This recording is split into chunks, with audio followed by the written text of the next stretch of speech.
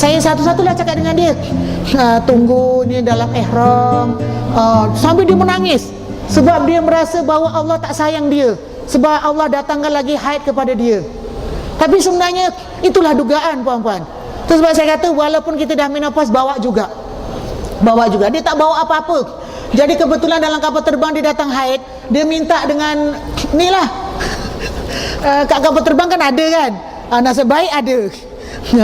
Ya, okey.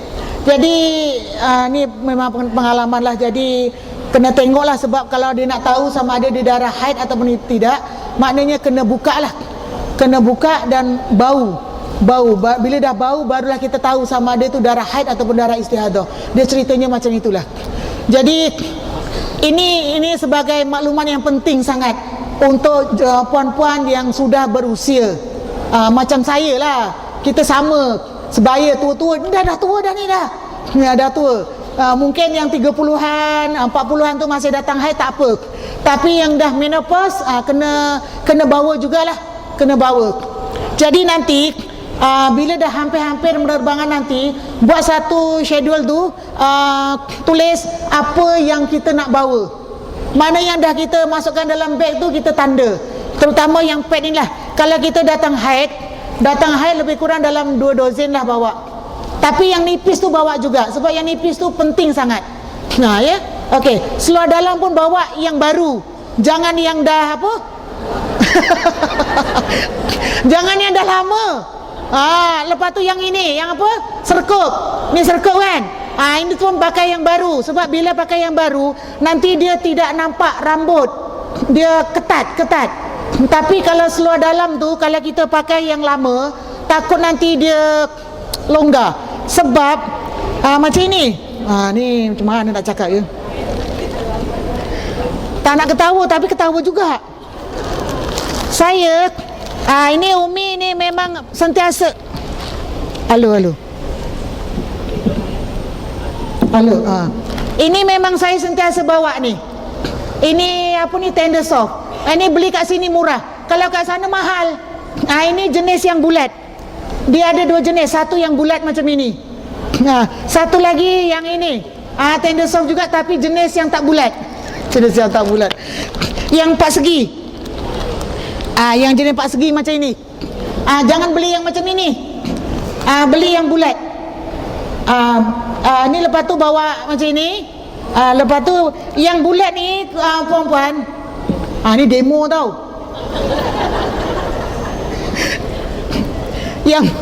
Yang bulat ni mana pula lah dia punya ni. Tu dia. Yang bulat ni dia boleh dibuka. Dibuka jadi panjang macam ini. Jadi bila panjang macam ini, kita ikut saiz kemaluan kita. Tolong ingat dia, saya bukan nak mencarut dia. Saya tak mencarut tau. Buat macam ini, ikut saiz kemaluan kita. Letaklah atas kemaluan kita. Kemudian kita pakai pad yang ini. Lepas tu pakai seluar dalam yang ketat. Mana yang baru, bukan yang ketat, yang baru. Jadi bila kita pakai macam itu, kita sedap tau. Sedap pakai, sebab apa? Kita rasa macam yakin bahawa tidak ada apa-apa yang keluar semasa tawaf. Ni. Tapi jangan dimasukkan dalam lubang kemaluan. Ni saya cakap betul-betul. Nanti ada yang dia tadi tak apa-apa, dia pun cakap lain. Ini jangan dimasukkan. Ini letak di depannya. Tutup aja. Dah, jangan cakap lagi. Ini dirakam ni, bahaya ni. Kemudian seluar dalam pula. Seluar dalam lebih elok puan-puan pakai yang warna coklat atau hitam. Hitam lagi bagus. Saya tak jual. Kenapa saya kata yang hitam? Ni perkongsian kita. Kenapa saya kata yang hitam? Sebab nanti kan kita berjalan kan? Berjalan kan bergesel kan? Kalau kita gemuk kan, bergesel. Bila gemuk dalam ihram kan nanti bulu kemaluan kita, oleh kerana kita tak cukur. Tu sebab tadi awal-awal saya suruh cukur kan. Bila tak cukur, dia bergesel. Apa jadi? Cakaplah, bukan kena dam pun. Apa jadi? Gugur kan? Jadi gugur. Jadi bila gugur, nampak kat seluar dalam tak? Kalau warna lain. Tapi kalau warna hitam nampak tak? Jadi tak perlu kita, bang, ada 4 yang gugur bang. Sebab kita pakai seluar dalam yang hitam, tak jadi masalah. Itu sebab saya selalu cakap, pakai seluar dalam warna hitam atau warna coklat. Jadi bila kita buka, jangan ditengok-tengok pun ada berapa bulu kemaluan yang gugur masa dalam ihram. Tak perlu. Tu sebabnya saya pernah melawat ziarah dalam bilik jemaah lelaki, dibentangnya kain ihram tu. Ketawa kuat. Saya kata, Tuan Haji, kenapa dibentang tu? Ada apa? Ada semut ke? Tak, Umi nak cari berapa helai ni yang gugur. Saya kata tak perlu dicari. Tak perlu dicari berapa helai yang gugur. Sebab kita tak pasti. Tak pasti adakah itu rambut kita ataupun bulu kita. Tu sebabnya ending dia cukur. Apa dia puan-puan, tuan-tuan? Cukur. Jadi kita okey lah, tak nampak. Betul, pakailah seluar dalam warna hitam, InsyaAllah.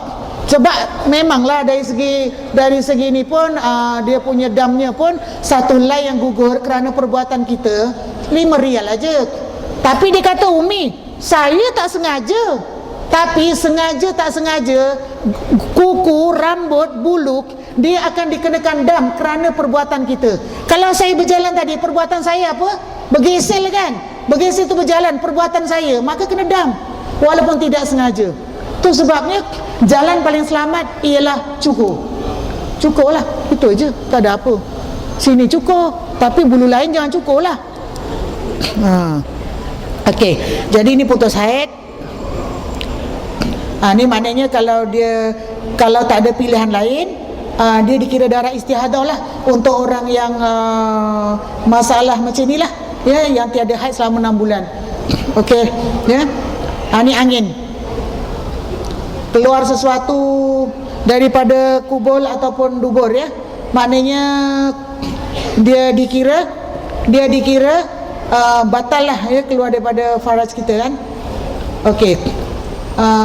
Okey, nanti saya ambil yang ni dulu. Okey.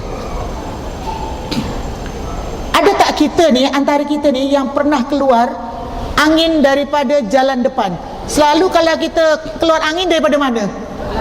Dari belakang kan, dubur kita kan. Tapi sekarang ni kita rasa keluar angin daripada jalan depan.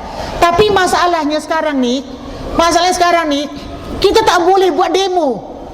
Macam mana kita nak buat demo angin lalu depan? Tak boleh nak buat demo. Jadi sekarang ni terpulang kepada diri kita sendiri. Macam mana kita nak tahu, nak yakin bahawa memang itu keluar daripada saluran kita lah yang kat depan. Tapi barang diingat, kita ni tuan-tuan dan puan-puan, sama ada lelaki atau perempuan, selalunya kentutnya lalu belakang kan. Ini namanya apa? Dubur kan. Dubur kan macam ini kan, ibarat macam inilah. Buat macam inilah, lebih kurang lah. Tapi apabila kita dah berusia, makin lama makin berusia, kan dia punya daya tahan ini kan kurang kan. Mungkin dia akan keluar. Jadi kena pastikan betul-betul semasa kita tawaf. Sebab tawaf tu memang wajib sah dengan adanya wuduk. Jadi kena pastikan betul-betul lah. Ya.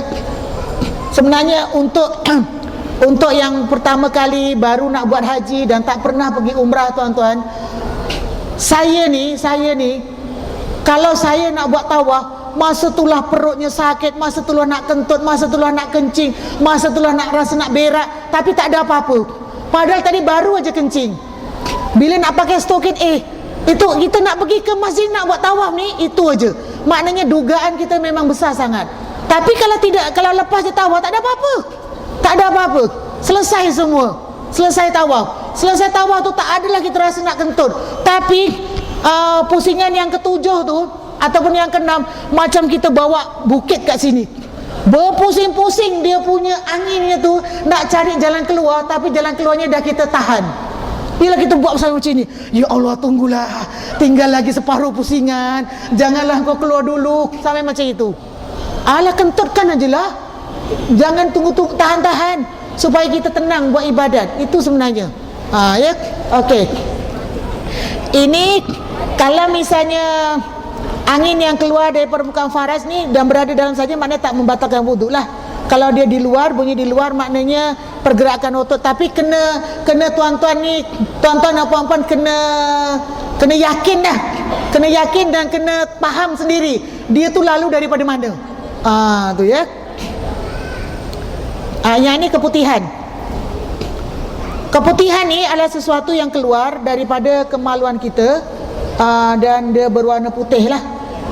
Maknanya dia kena bersihkan dululah. Dia tak perlu mandi wajib ni, tak perlu mandi wajib kalau dia nak berwuduk, sebab dia keputihan. Termasuk kalau misalnya contohlah keputihan tu sentiasa ada dan sentiasa keluar, maka dia boleh dimasukkan dalam daimul hadas. Apa makna daimul hadas? Orang yang sentiasa dalam hadas. Yang lelaki pun ada. Bukanlah maknanya lelaki keluar keputihan, tidak. Maknanya lelaki pun ada, lelaki perempuan yang ada selalunya, contohnya yang silsil baul. Silsil baulnya yang kencing tidak tus. Itu memang ada lelaki perempuan yang macam itu.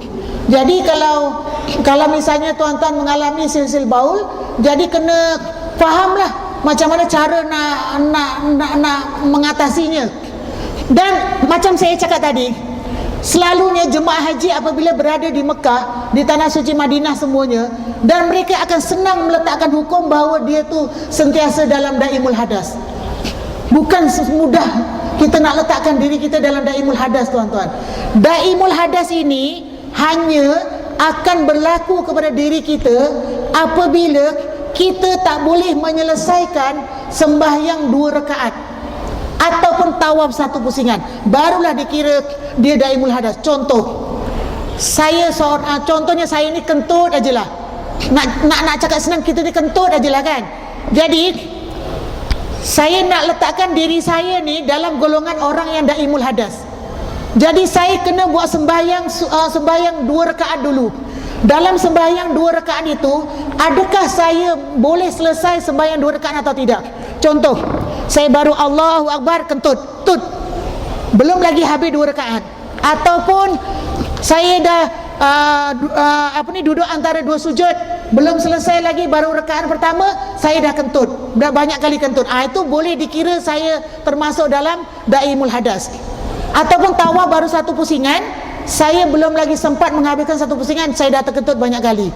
Tapi kalau tuan-tuan buat sembahyang sunat 2 rakaat contoh, ataupun sembahyang fardu subuh 2 rakaat, sampai selesai sembahyang fardu itu tidak terkentut, maka tuan-tuan bukan digolongkan dalam orang yang daimul hadas. Tak boleh. Bukan senang kita nak letakkan diri kita dalam daimul hadas, tuan-tuan. Jadi itulah yang terjadi di tanah suci. Nanti ramai jemaah, saya ni daimul hadas. Tu ya. Satu lagi, kencing tidak tus. Kencing tidak tus tak jadi masalah kepada orang perempuan, sebab orang perempuan kalau memang dia kencing tidak tus, dia boleh masuk dalam daimul hadas.